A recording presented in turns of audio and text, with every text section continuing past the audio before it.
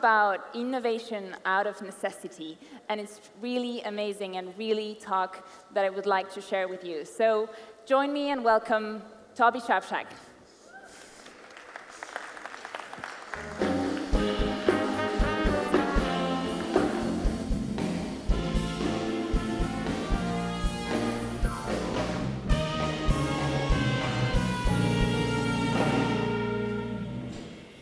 I love that. That's really spectacular. So what I'm going to talk about is the fact that some of the greatest innovation is happening in the most remarkable places that you would never expect, and that is in Africa. And we're talking about real innovation. So if we look back 10 years or so, this was what Africa was looked at, the hopeless continent. The Economist wrote us off, as did everybody. And in fact, it wasn't just Africa, it was most of the developing world. Argentina would never recover from its crises. You know, the whole of South America was pretty much written off. But 10 years later, things have changed really dramatically. These headlines are from about 2 years ago, when suddenly everybody looked at Africa and thought, hang on a second, like India and Russia and China, Africa's growing really expansively, in Brazil as well. We're part of the BRICS, with a little s in BRICS, as we like to call it, or the apostrophe S. And the reason that everyone's so excited is because of what's happening in terms of economic growth. And 6 out of the 10 fastest growing economies in the world in the last 10 years were in Africa. We know it's true because The Economist said it. And just to give you a sense of the size of Africa's economy is this very clever little graphic which shows you how many of the major cities and major continents would fit into Africa. A lot of things you probably don't know about Africa. The prepaid, who bought a prepaid SIM recently when they went traveling? Anyone? Show of hands? Yeah? 1 or 2 of you? Invented, pioneered in Africa. Most people don't know that. Lots of incredible things have come out of Africa, including one you've probably all heard of, M-Pesa, the greatest revolution in mobile money, and certainly in payment terms, is happening with the most basic feature phones. So not phones like this. Who has an iPhone? Show of hands. Yeah? Who has an Android phone? Yeah? Who has a BlackBerry? Who will admit in public they have a BlackBerry? Yeah?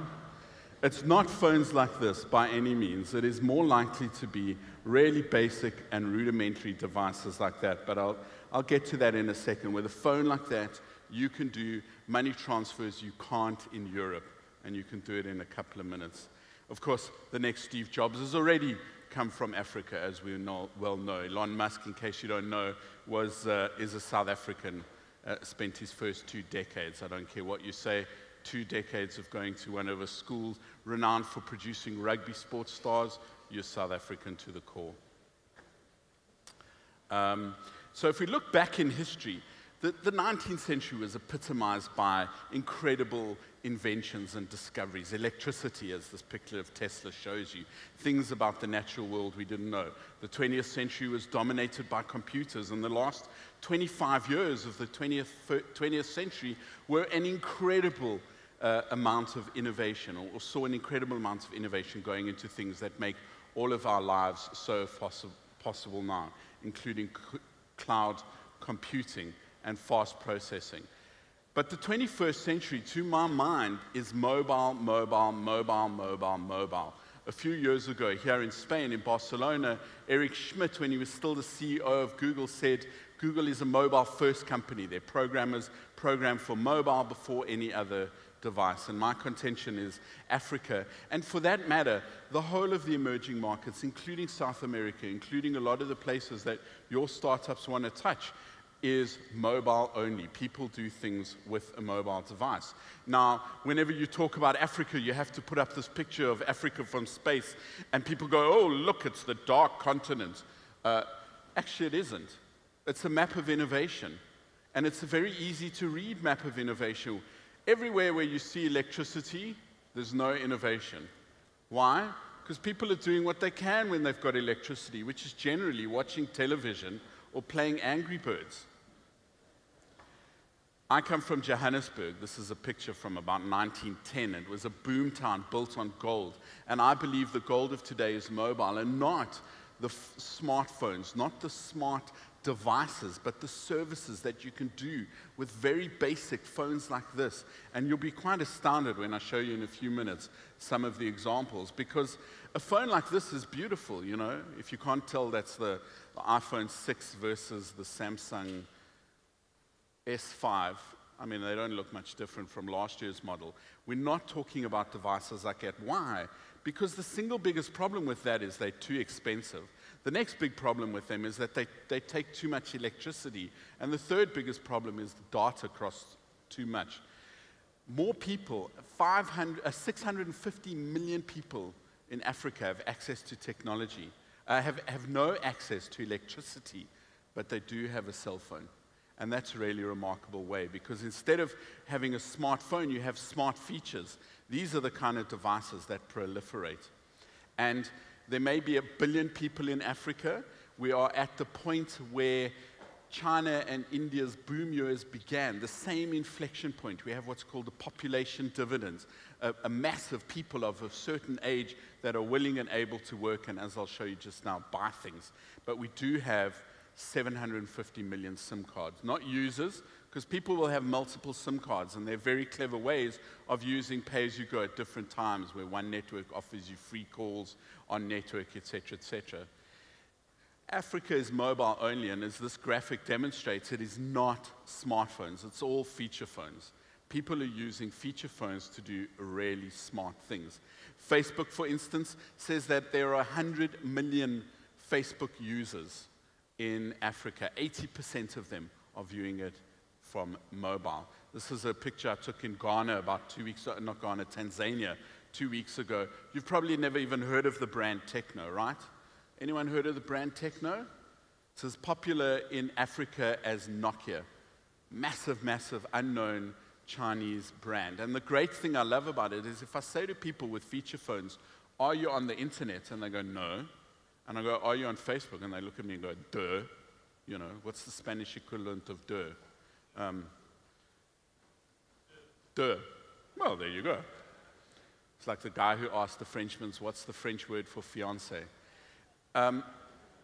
So people are using basic devices to get on and experiencing the internet in a way that we don't. When I saw the internet, it was on a 14 or 15-inch monitor, you know. It looked like that. The majority of people are going to get onto the internet using a device like this. Now, why is this a great device? Well, firstly, it's very cheap. It costs $15. This is the Nokia 105. It costs $15. It's got a 35-day battery life. Hey? Anyone with an iPhone, or even an Android phone, or you few BlackBerry users, anyone get to lunch with their iPhone? Battery? Never. So it also has a built-in FM radio, which is particularly useful when you've got no other form of media, and it has a built-in torch at the top. There's nobody I've ever seen in South Africa working as a plumber or a builder or any kind of utility who doesn't use their phone as their torch. The GSMA says just in pure terms of building the infrastructure and engaging it, there's a massive market opportunity. But there's so much more, because not only are we looking at the population dividend, which this graph shows, of 1 billion people, 66% are under the age of 30.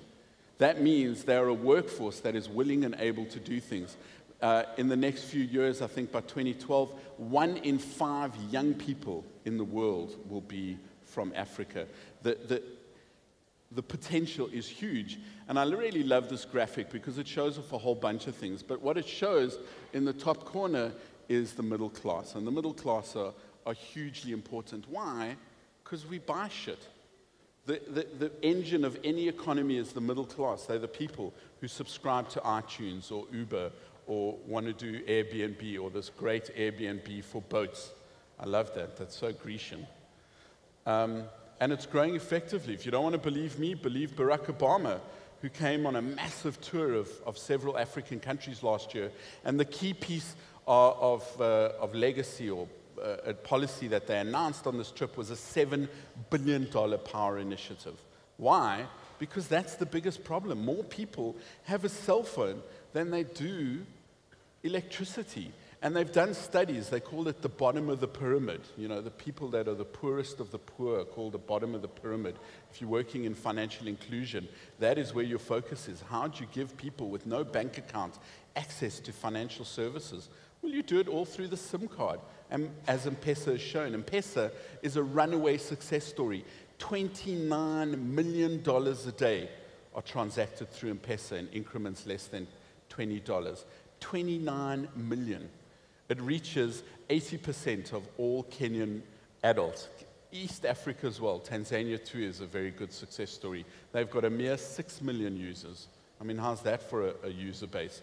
And you can do everything with M-Pesa. You can pay school fees, you can buy products, you can pay your electricity utility, and I'm told, I haven't tried it myself, you can even bribe customs officials.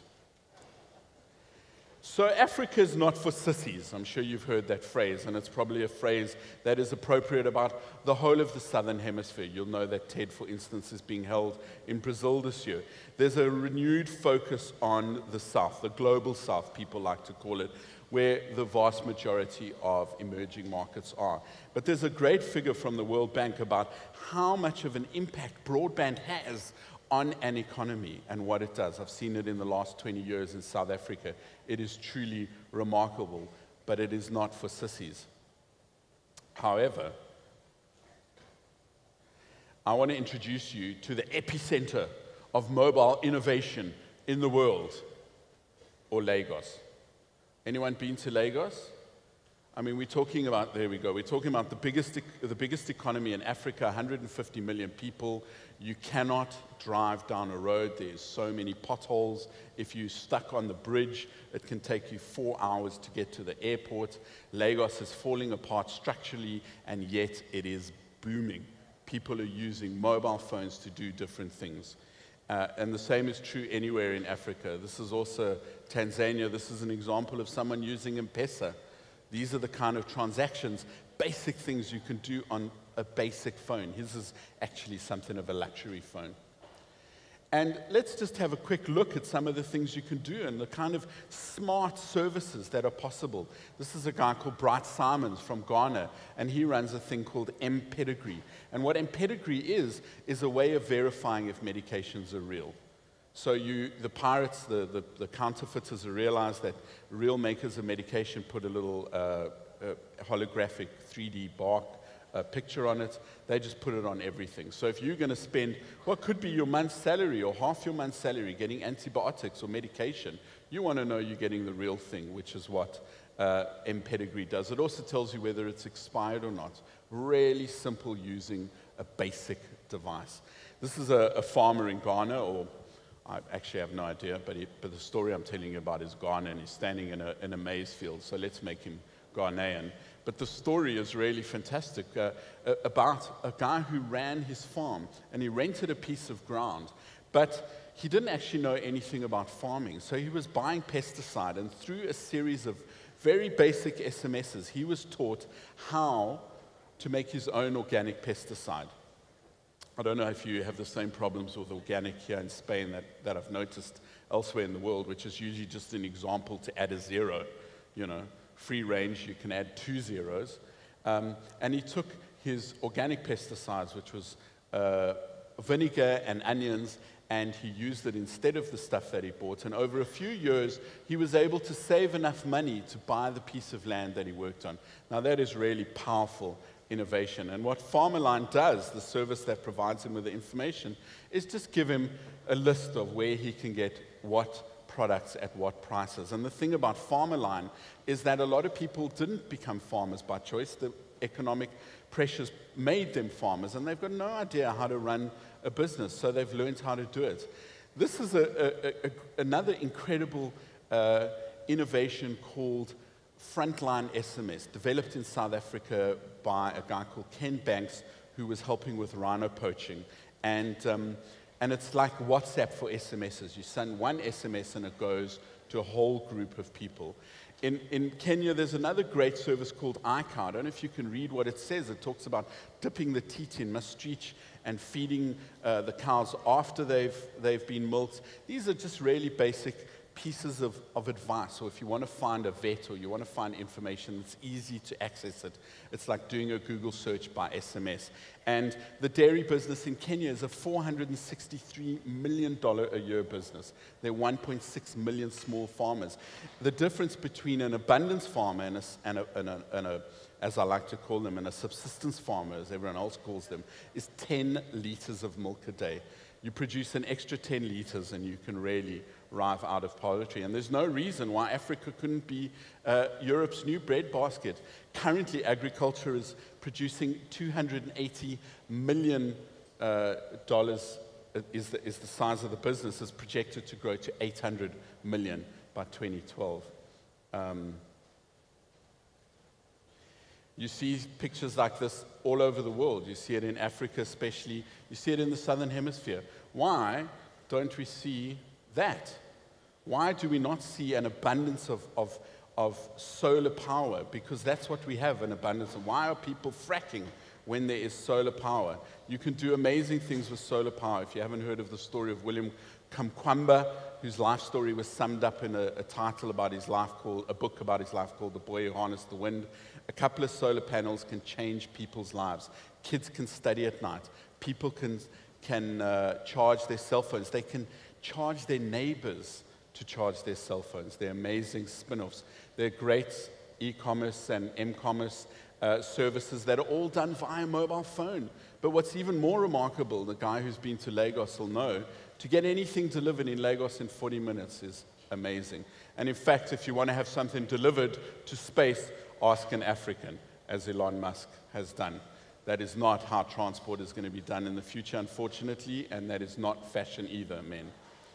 The greatest exploration of the physical universe as we know it is happening right now in the Southern Hemisphere, called the Square Kilometre Array, built mostly in South Africa and partly in Australia. It will investigate the physical, the greater universe ever. And I'm very pleased to say I have something that you're going to see a lot about. It's called a BRIC, B-R-C-K, and its byline is a backup generator for the internet. Designed in Kenya, this is going to be as popular as any device to connect to the internet ever will be. It's designed very specifically for the internet problems in Africa, which is largely lack of electricity. It'll power 20 devices, connect 20 devices for 8 hours, and it uses everything to connect to the internet. CNN just chose this as one of the top 10 startups of the year in the world. And just in case any of you young startups needed reminders of success, this is how it looks like. This was shown to me by the CEO of a very large innovative startup in South Africa, and about 6 months later, when he lost his job, I showed it back to him. And there you have it. The real incredible innovation that's going on in the world is happening in Africa. And the reason it's happening is because it happens out of necessity. Because Africa has so many real problems to solve, we are solving them. And because we solve them, the rest of the world can use them. Pay-as-you-go is a technology you are a direct benefit of. So there you have it. If you want to see real innovation, you've just got to look at Africa, which has its real problems, and that's how we solve them. Thank you.